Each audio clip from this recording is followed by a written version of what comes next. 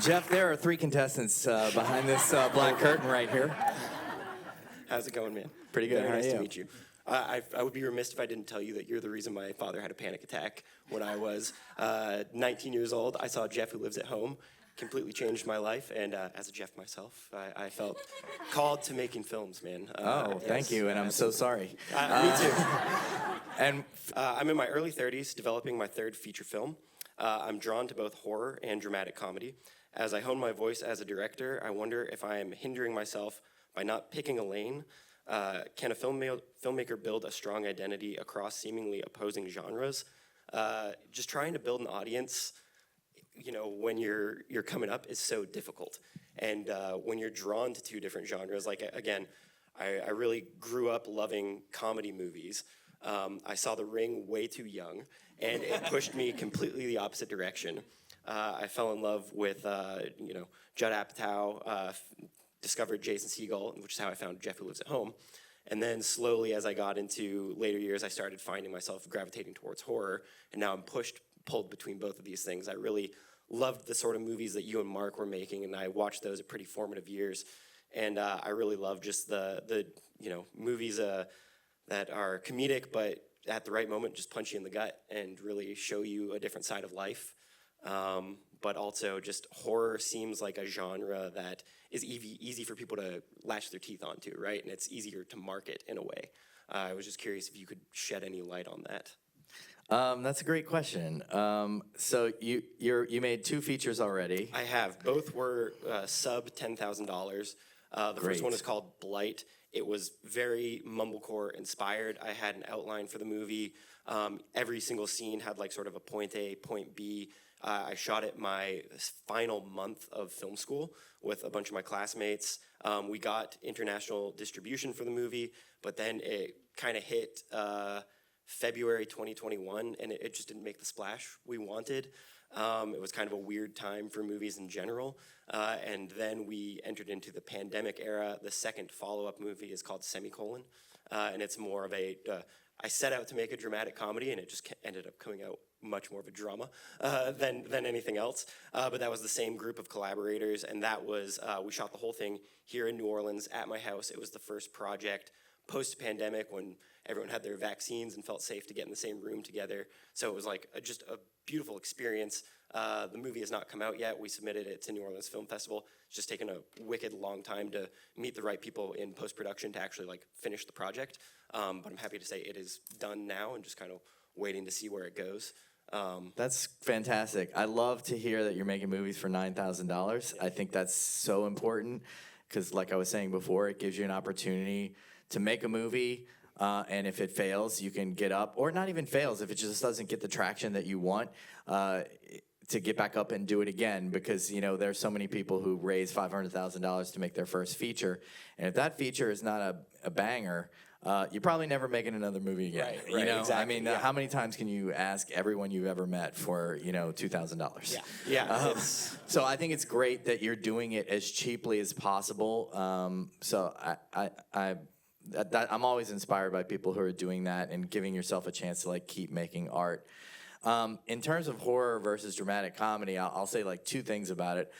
First thing I'll say is horror is the only avenue right now where you can really win easily. It's really, it's a genre that does not require fame. You just need to be able to scare the pants off of people.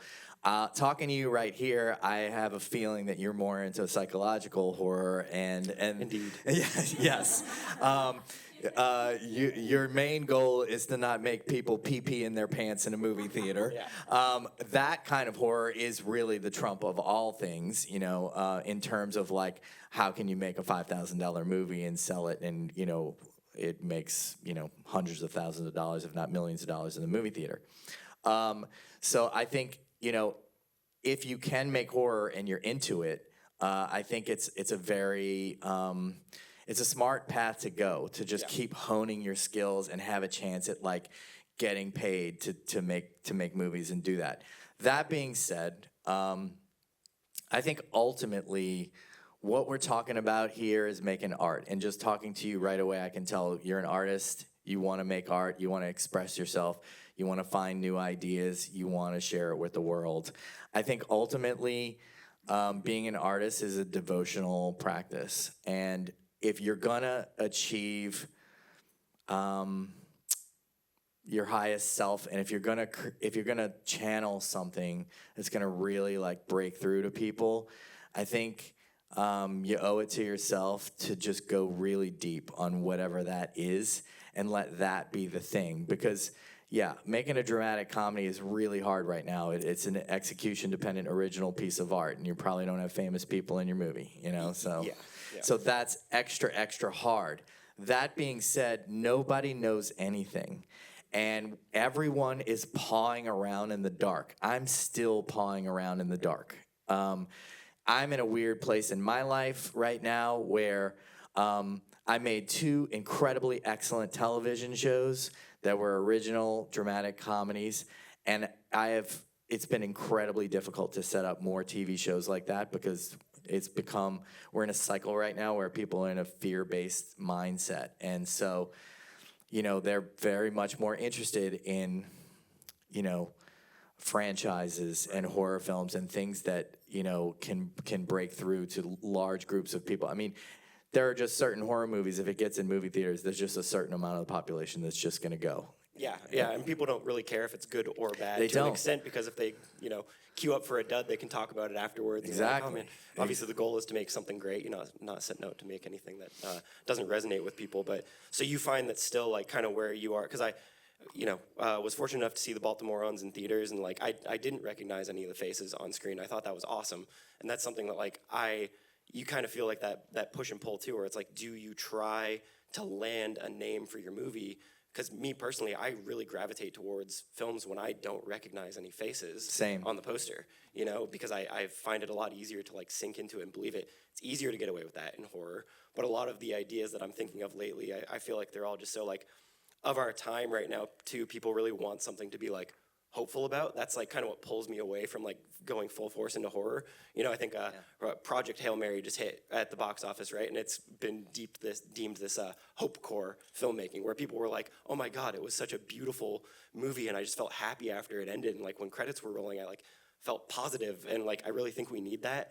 And so that's kind of I felt it. And that's kind of like when I think about dramatic comedies, I still want to, you know, go in and dive into things that are really difficult about being human and connecting with people, but giving you something that when the credits roll, like you feel uplifted in a way. And I don't know if that's just the time that we're in right now, because I feel differently about it now than I did 5 years ago. Yeah, I do too. And it does constantly change, and we are in different times. I mean, this is the way that I think about it, is like, what I would love to see you do is make the movie that you need.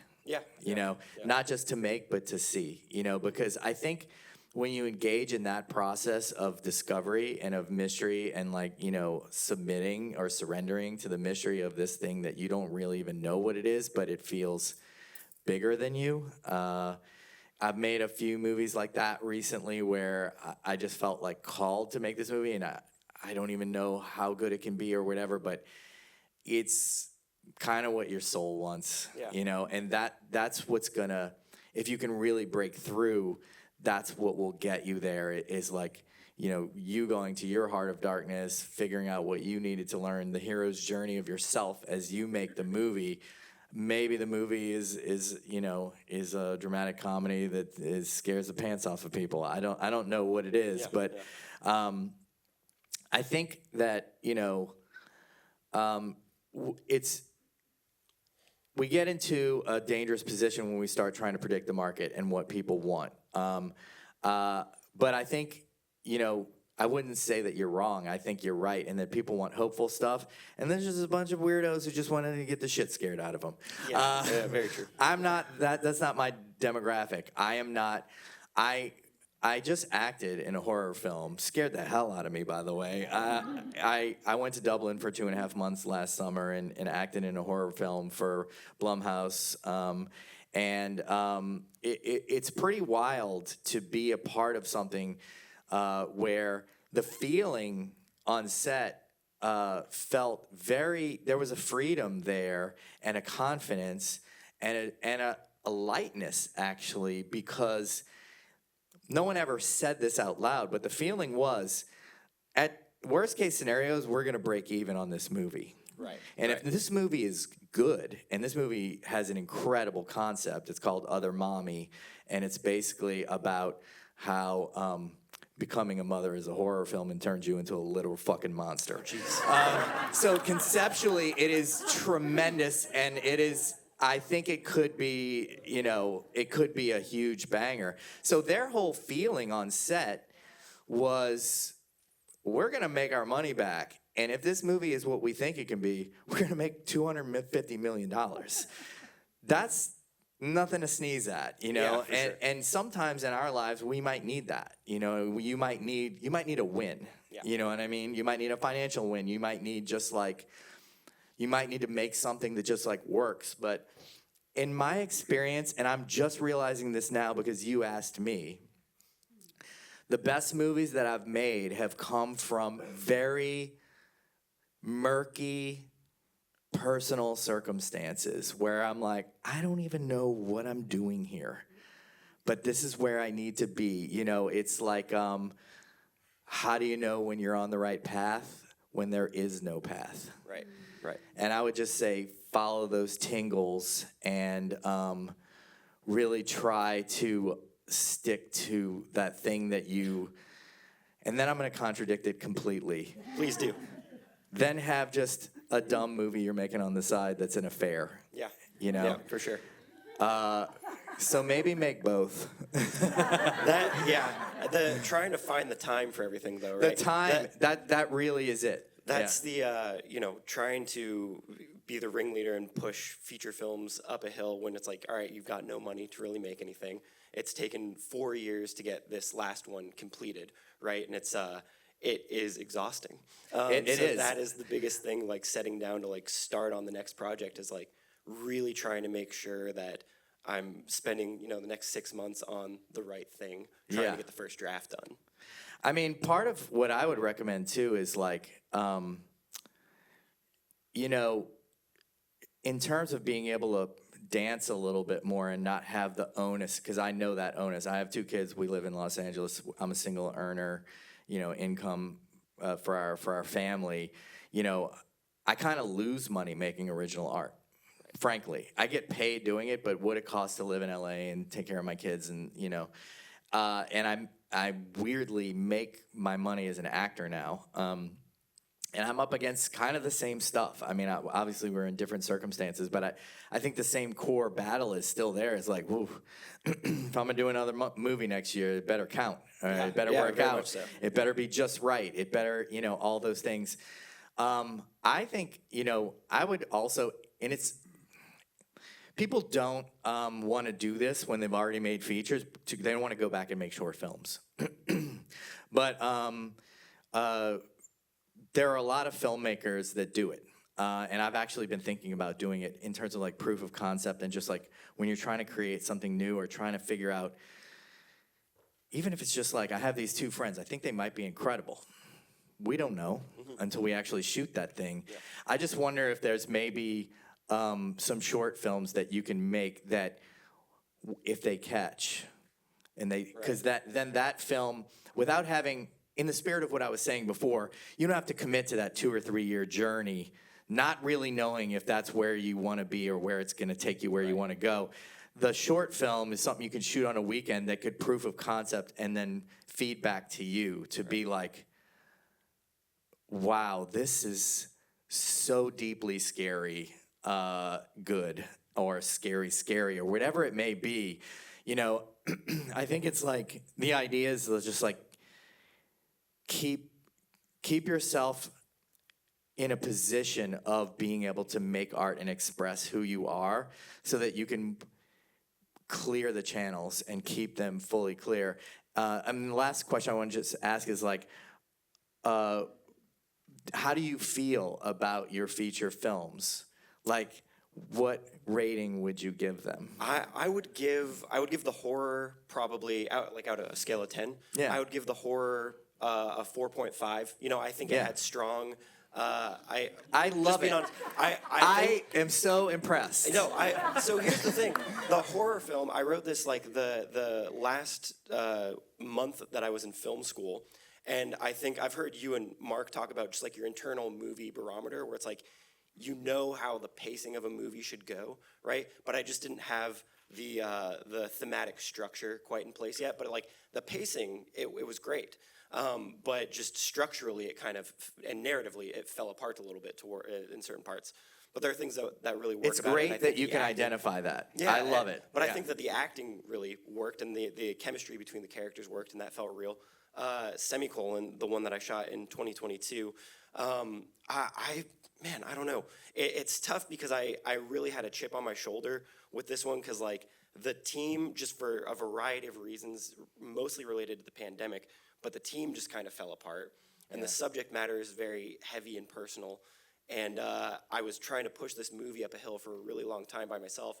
I put it down, went away for a bit, and there were certain things where I'm like, I'm very, the movie itself is very, there's a lot of music in the movie, there's a lot of really heavy themes in it, and it took a long time to meet the right composer to come in and actually like bring the score to life. I went through 3 different composers. I had a very specific idea of what I wanted. Finally that hit, and it was like very much in terms of like the vibe and the feeling you get when you watch the movie. I think that was like maybe an 8 out of 10, but again, narratively, I think it suffered a little bit. I think it's in the 4 years since writing that movie that I've really had my like aha moment where I'm like, oh shit, I actually know how to write a properly structured screenplay now. And now I kind of want to go back in and be like, okay, now I know how to write that, and I kind of want to, futz it up a little bit and do something kind of weird and funky. But it did take that downtime of like sitting with something that wasn't totally working in post-production, taking out stuff, chopping it down, because it was like a 95-minute movie. I chopped it down to 75 minutes, and that just felt right. It zooms by. I think it's got like, if you're into just relationship dramas, like it kind of sings in some spots, and I think there's some special moments. But I look at it and what I've been able to accomplish since, and just be like, whatever I do next, I feel very confident in. That's great. Boom, boom, boom. 2 minutes. Boom, boom, boom. 2 minutes. Okay. So you made a 4.5. And then a 6. And a 6. And a 6. And a 6. First, I just want to say you're awesome for saying all those honest things. Thank you. That is huge. We have to be able to acknowledge what is happening before we can better it, and you're doing it. So that, I just have like such high hopes for you as a filmmaker, and I have no doubt you're going to get there, because you're not saying that your movie, a lot of people come to me and they complain about why top tier film festivals are not programming their movies, and it's not being distributed by A24. Right. You know why. Yeah. So I think, I don't know exactly where to go next. It sounds like your dramatic comedy was better than your horror film. I think so. I think just 'cause it was more honest. But I think you're right, and I think that writing screenplays is way more complicated than people allow for. Structure and plot is everything, and the fact that you're getting a hold of that is huge.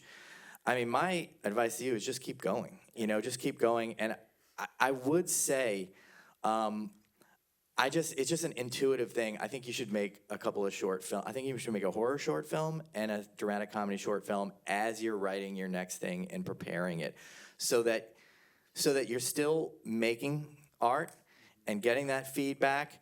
And I think my instinct is like, you should try to make the kind of short film that has this, they should be like a sequence or whatever. It should have like, feature pacing or whatever. Those short films that are just one scene, and then I think you should really try to nail that thing that's like, this is who I am, this is what I'm capable of. I am now on this level of 8, 9, 10 out of 10, where I'm firing on all cylinders. I think you should show that to yourself. And you should probably show it to yourself in a short form before you make the next big one, just so that you're standing on the shoulders of that confidence, and that you just have the physical media of it. and you can show it to other people too, and just be like, this is what I'm going for. This is what I'm going for in a long form. Yeah, that's very good advice. I Thank appreciate you, it. Jeff. So good.